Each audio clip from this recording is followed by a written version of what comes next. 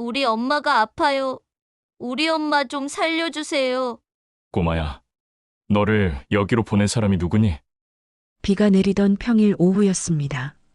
서울 한복판 초고층 그룹 본사 앞이었어요. 사람들은 우산을 고쳐 잡고 빠르게 지나갔습니다.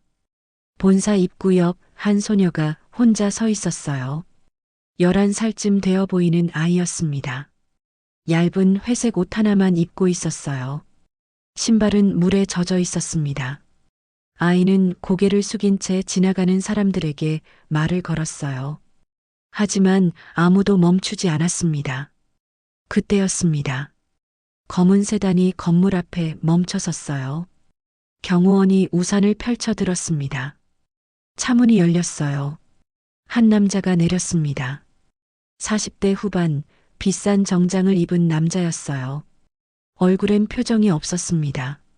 남자가 한 걸음 옮기려는 순간이었어요. 소녀와 눈이 마주쳤습니다. 남자의 발걸음이 멈췄어요. 숨이 목 끝에서 멎는 것 같았습니다. 왜일까요? 대체 무슨 일이 있었던 걸까요? 사연 시작 전 구독과 좋아요를 눌러주세요. 이야기 친구의 이야기가 계속될 수 있도록 구독과 좋아요로 응원의 마음을 보내주세요. 자, 그럼 오늘도 감동적인 이야기 지금 바로 시작합니다. 그날 아침은 유난히 차가웠습니다. 강우진은 새벽 5시에 눈을 떴어요. 넓은 집은 고요했습니다. 혼자였어요. 샤워를 마치고 검은색 정장을 입었습니다. 거울 앞에서 넥타이를 매는 손놀림은 기계적이었어요. 식탁에 혼자 앉아 아침을 먹었습니다. 텅 빈 의자들만 주변을 둘러싸고 있었어요. 오전 8시 그룹 본사에 도착했습니다. 로비를 지나자 직원들이 고개를 숙이며 인사했어요. 우진은 고개만 끄덕일 뿐 말이 없었습니다. 전용 엘리베이터를 타고 42층으로 올라갔어요. 회의실 문을 열고 들어갔습니다. 긴 테이블 양옆으로 임원들이 앉아 있었어요.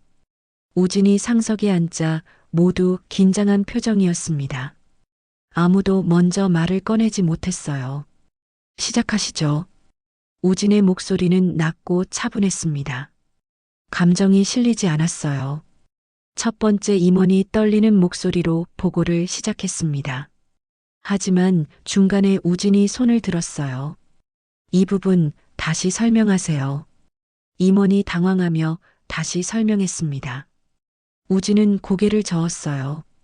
다음 주까지 재검토해서 올리세요. 알겠습니다, 부회장님. 회의는 2시간 동안 이어졌어요. 우진은 거의 말을 하지 않았습니다. 임원들은 숨을 죽이고 있었어요.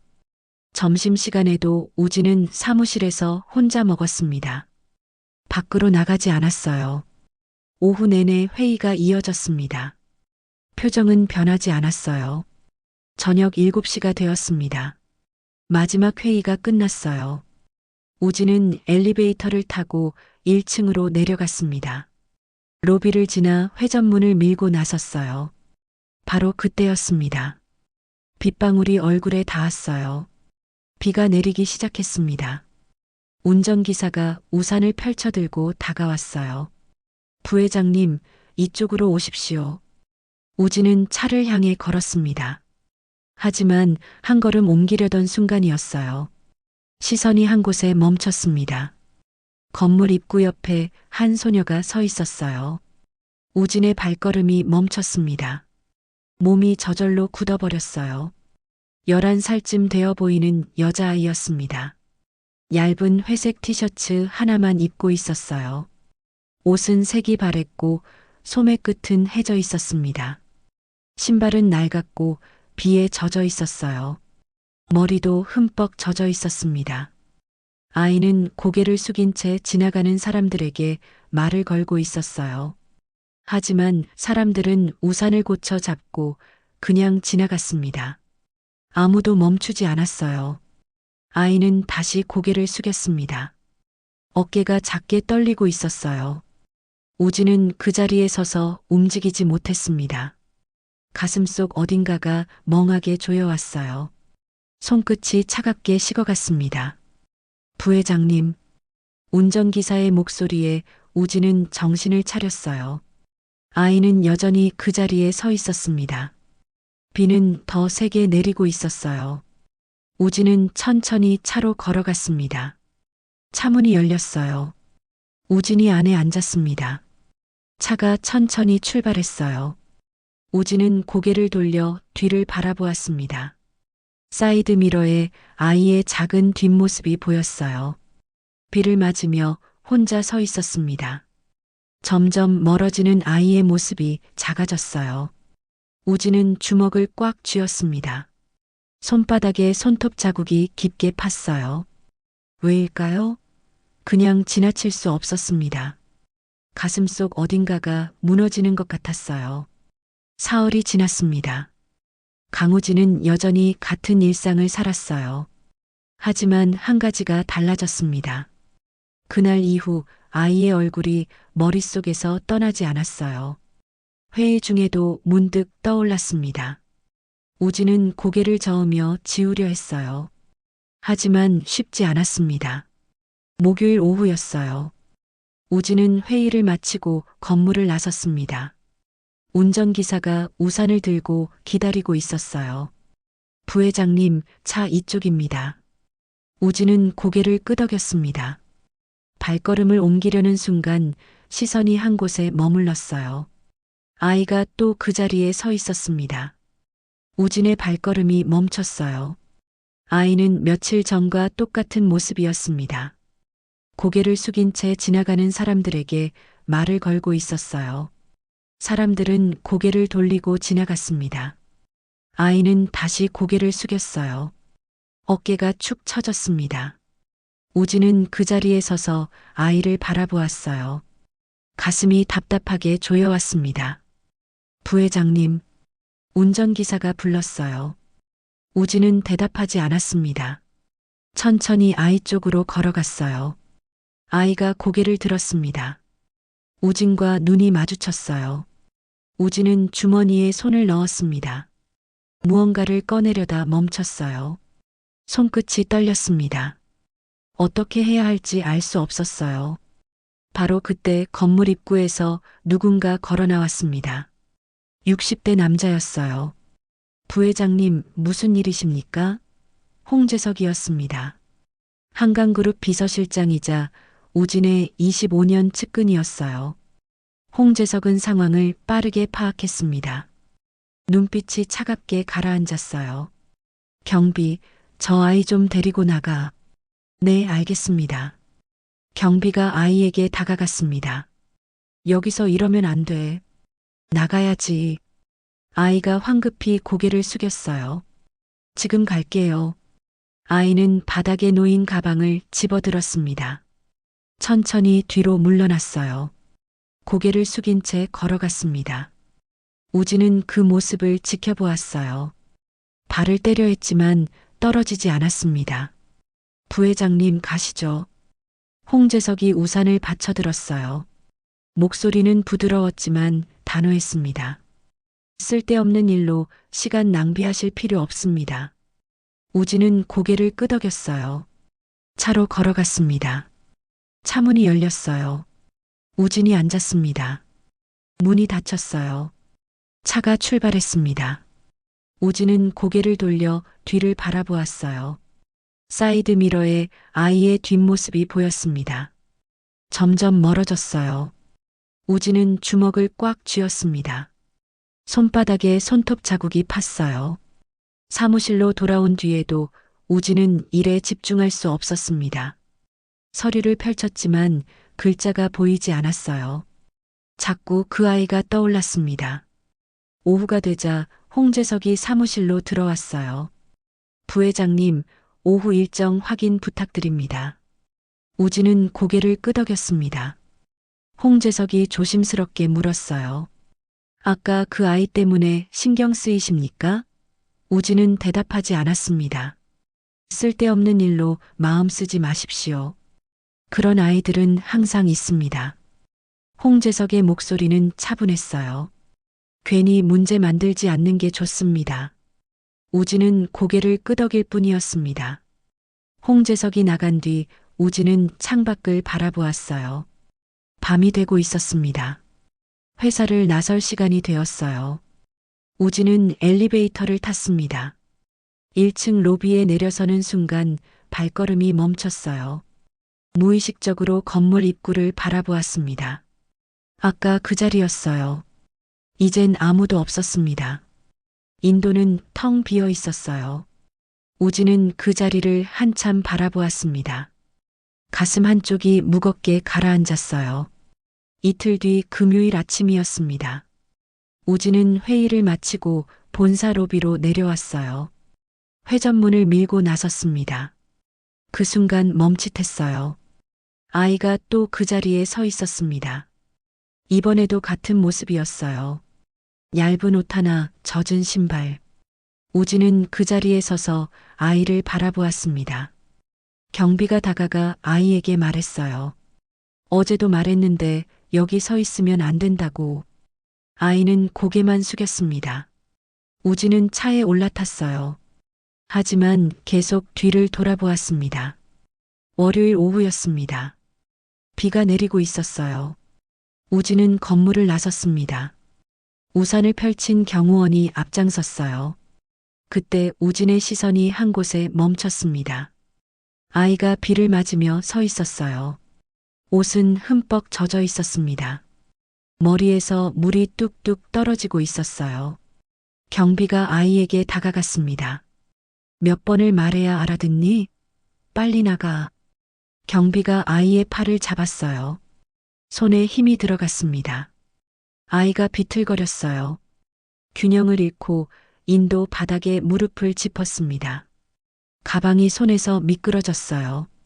바닥에 떨어지며 안에 있던 물건들이 쏟아져 나왔습니다. 낡은 공책, 부러진 연필 몇 자루. 공책은 비에 젖어 표지가 흐물거렸어요. 죄송해요. 아이가 작게 말했습니다. 황급히 물건들을 주워 담았어요. 손이 떨리고 있었습니다. 우진은 그 광경을 지켜보았어요.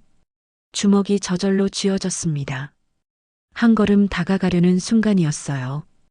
홍재석이 우진의 앞을 막아섰습니다. 부회장님 가시죠. 회의 시간입니다. 우진은 아이를 한 번 더 보았어요. 아이는 젖은 공책을 가방에 넣고 있었습니다. 우진은 고개를 돌렸습니다. 차에 올라탔어요. 수요일 저녁이었습니다. 우진은 늦게 회사를 나섰어요. 밤 9시가 넘었습니다. 로비는 조용했어요. 회전문을 나서는 순간 우진은 멈칫했습니다. 아이가 여전히 그 자리에 있었어요. 밤인데도 혼자 서 있었습니다. 우진이 차를 향해 걸어가려는 순간이었어요. 아이가 다가왔습니다. 작은 발걸음으로 뛰어왔어요. 경호원이 막아섰습니다. 안 돼. 아이가 손에 든 종이 쪽지를 우진의 차 유리창에 붙였어요. 재빨리 붙이고 뒤로 물러났습니다. 경호원이 아이의 팔을 잡았어요. 아이가 끌려갔습니다. 고개를 숙인 채였어요. 우진은 차 안에 앉았습니다. 유리창에 붙은 쪽지가 보였어요. 손을 뻗어 떼어냈습니다. 구겨진 종이였어요. 펼쳐보았습니다.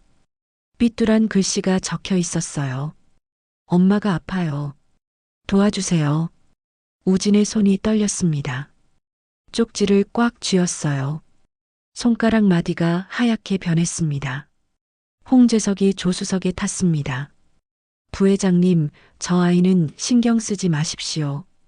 홍재석의 목소리는 차갑게 가라앉았어요. 회장님 인생에 방해되는 사람입니다. 우진은 쪽지를 내려다보았습니다. 대답하지 않았어요. 차가 출발했습니다. 우진은 사이드 미러를 보았어요. 아이가 그 자리에 서서 차를 바라보고 있었습니다. 점점 멀어졌어요. 우진은 쪽지를 주머니에 넣었습니다. 가슴이 답답하게 조여왔어요. 엄마가 아파요. 도와주세요. 그 글씨가 자꾸 떠올랐습니다. 왜 이 아이는 자신에게 도움을 청하는 걸까요? 엄마는 누구일까요? 왜 이렇게 가슴이 아픈 걸까요? 우진은 창밖을 바라보았습니다. 밤하늘에 별이 떠 있었어요. 하지만 우진의 눈에는 아무것도 보이지 않았습니다. 그날 밤 우진은 잠을 이루지 못했습니다. 침대에 누워 천장을 바라보았어요. 어둠 속에서 쪽지의 글씨가 자꾸 떠올랐습니다. 엄마가 아파요. 도와주세요. 눈을 감았어요. 하지만 지워지지 않았습니다. 우진은 침대에서 일어났어요. 서재로 갔습니다. 책상 앞에 앉았어요. 서랍을 열었습니다. 오래된 서류가 한 장 있었어요. 12년 전 검사 기록이었습니다. 우진은 서류를 꺼내 펼쳤어요. 천천히 읽었습니다. 12년 전 겨울이었습니다. 우진은 36살이었어요. 건강검진을 받으러 병원에 갔었습니다. 정기검진이었어요. 하지만 결과를 듣는 순간 모든 것이 바뀌었습니다. 의사가 서류를 건넸어요. 불임입니다. 임신은 불가능합니다. 우진은 그 말을 듣는 순간 귀가 멍해졌어요. 손에 든 결과지가 떨렸습니다. 의사의 입이 움직이는 게 보였지만 소리는 들리지 않았어요. 재검사는 필요 없습니다. 의사는 단호하게 말했습니다. 우진은 서류를 집어들고 자리에서 일어났어요. 복도를 걸으며 주먹을 꽉 쥐었습니다. 그날 이후 우진은 모든 걸 포기했습니다. 결혼도 가족도 아이를 가질 희망도 전부 지워버렸어요. 혼자 사는 게 당연하다고 생각했습니다. 그게 운명이라고 믿었어요. 하지만 그때 한 사람이 있었습니다.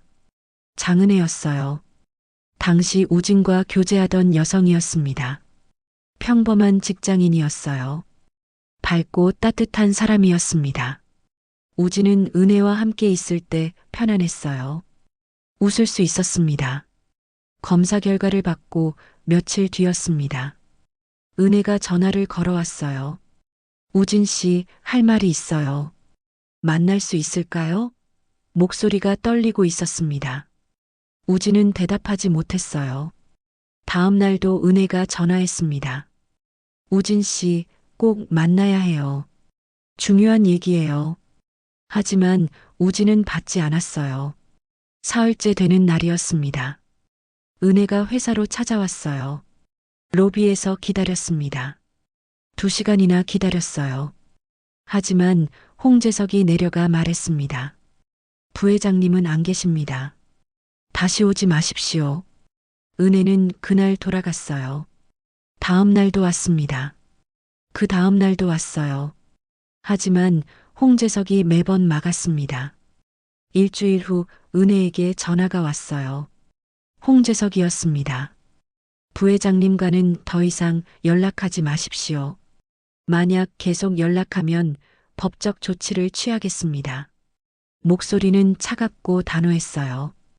은혜는 그 후로 연락하지 않았습니다. 완전히 사라졌어요. 우진은 그때 생각했습니다. 이게 맞다고. 자신은 아이를 가질 수 없으니 은혜를 놓아주는 게 맞다고. 은혜가 다른 사람을 만나 행복하게 살기를 바랐어요. 그렇게 12년이 지났습니다. 우진은 서류를 내려다보았어요. 불임, 임신 불가능. 그 글자들이 흐릿하게 보였습니다. 손으로 눈가를 닦았어요. 젖어 있었습니다. 주머니에서 쪽지를 꺼냈습니다. 엄마가 아파요. 도와주세요. 다시 읽었어요. 왜 이 아이가 자신을 찾아온 걸까요? 엄마는 누구일까요? 설마. 우진의 손이 떨렸습니다. 아니야. 그럴 리 없어. 하지만 가슴속 어딘가가 무너지는 것 같았어요. 우진은 쪽지를 꽉 쥐었습니다. 다음 날 아침이었습니다. 우진은 쪽지를 다시 펼쳐보았어요. 엄마가 아파요. 도와주세요. 그 아래 작은 글씨로 병원 이름이 적혀 있었습니다. 서울중앙병원. 우진은 결심했어요. 직접 확인하기로요. 오전 10시 우진은 병원에 도착했습니다. 로비로 들어갔어요. 안내 데스크로 갔습니다. 장은혜 씨 병실을 알 수 있을까요? 직원이 컴퓨터를 확인했어요. 3층 302호입니다.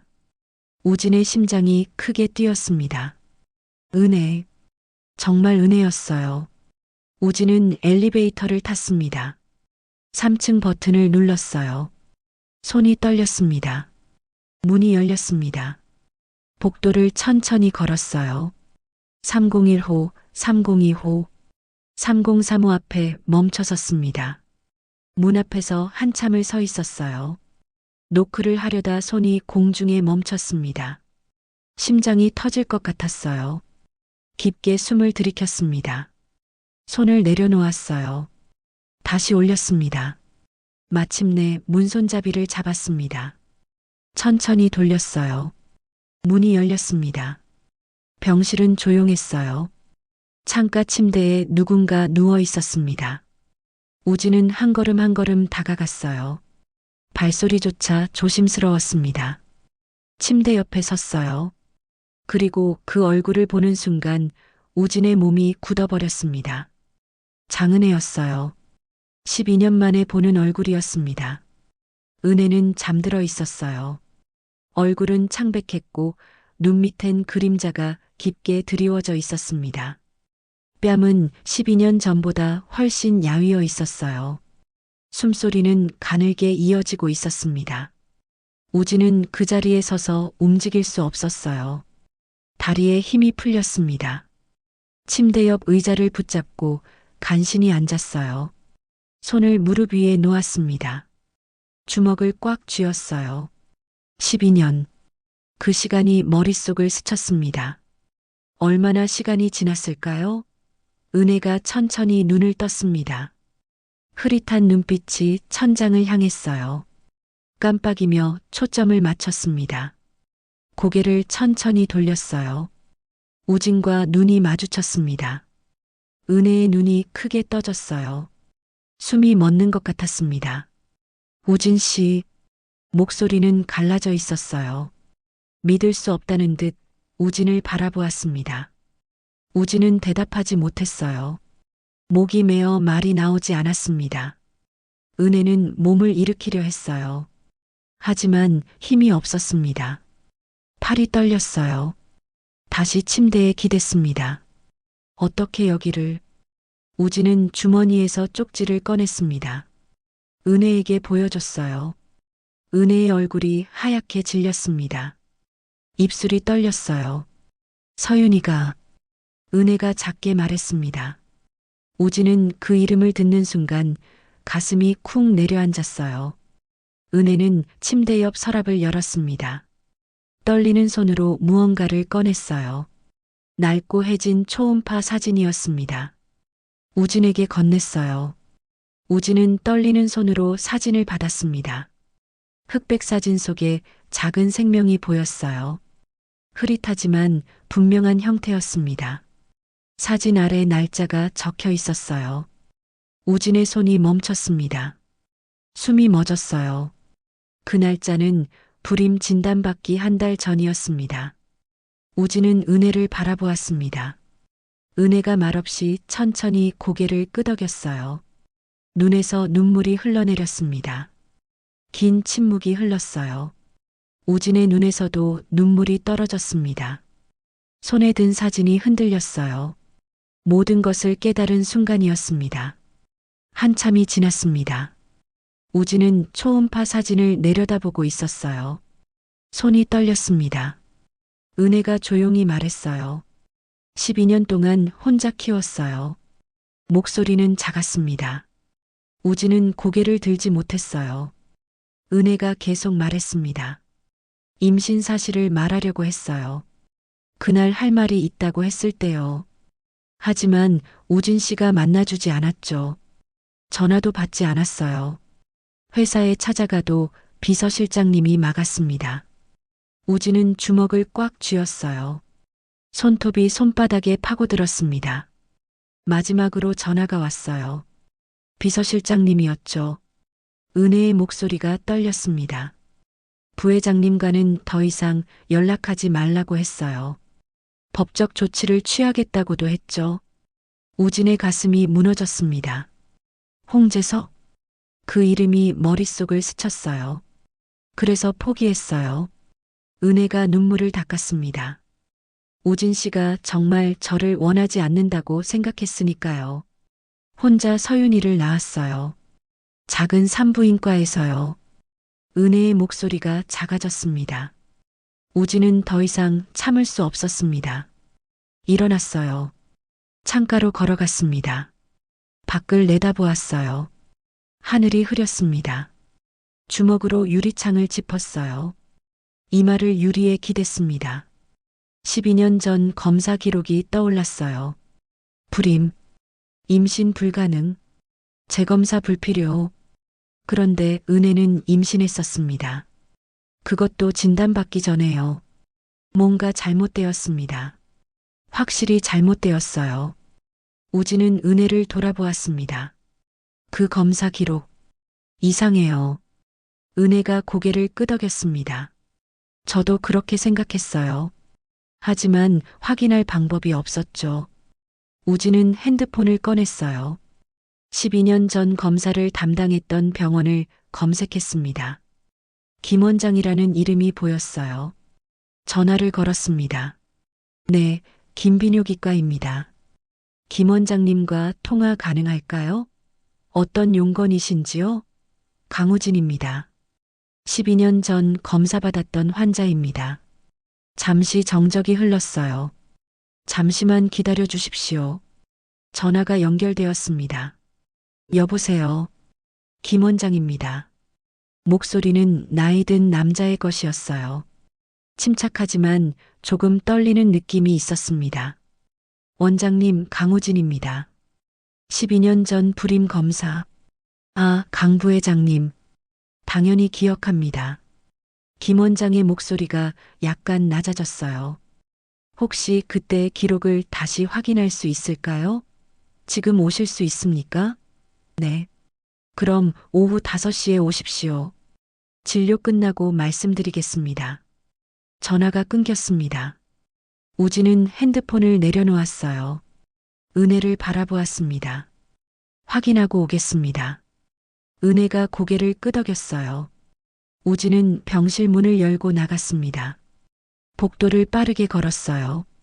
엘리베이터를 탔습니다. 1층으로 내려갔어요.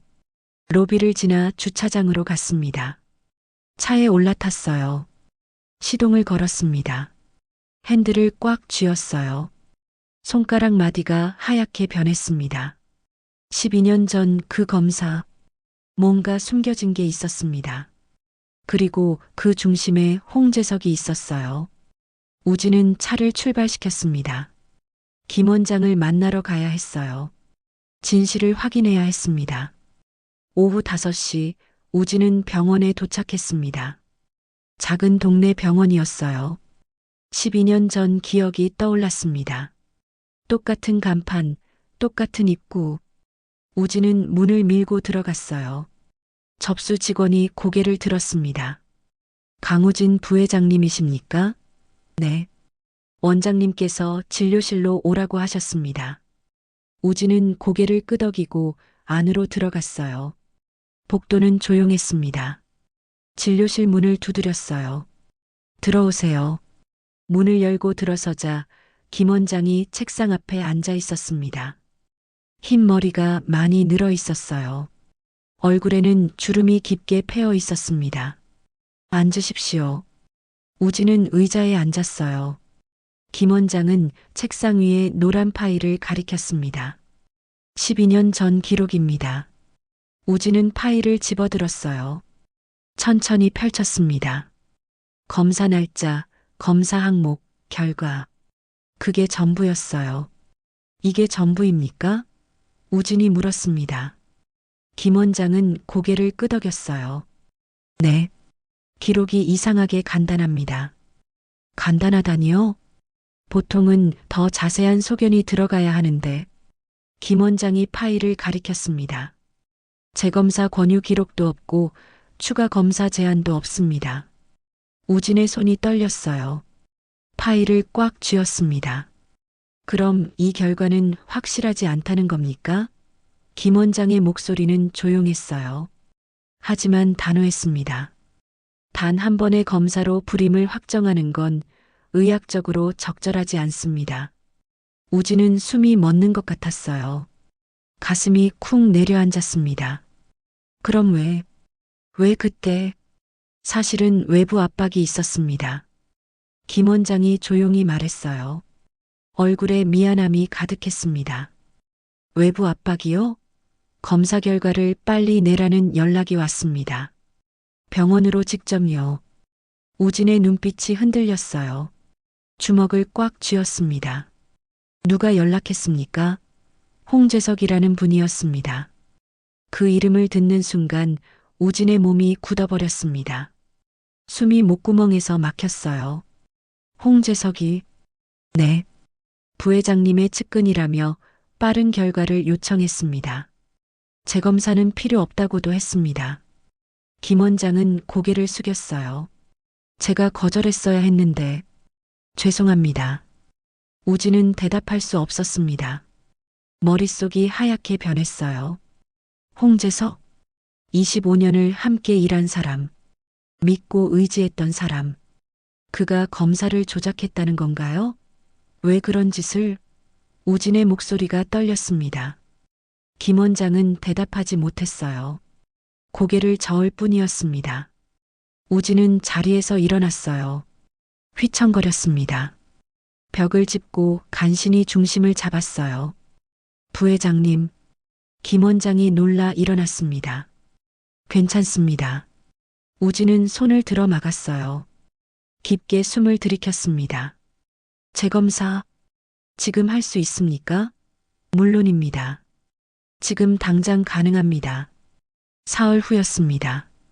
우진은 다시 병원을 찾았어요.